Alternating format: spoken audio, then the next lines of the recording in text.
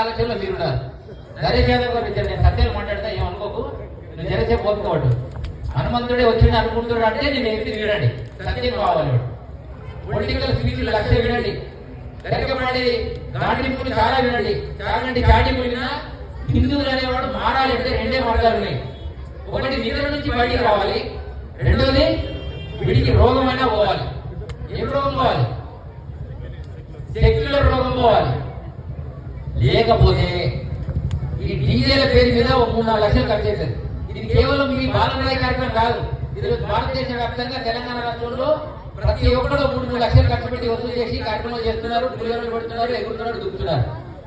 కానీ ఈ రాష్ట్రంలో ఏడెక్కం ఏడు అంటే తెలుసా మీకు? ఏడెక్కం వచ్చా? ఏడెక్కం వచ్చా? 7 చేత అంటే వస్తుంది వాళ్ళకి ఇంగ్లీష్. ఏడెక్కం మీద 7 సీట్లు వస్తున్నాయి వాళ్ళకు. మనకు 70-75% ఉన్నారు.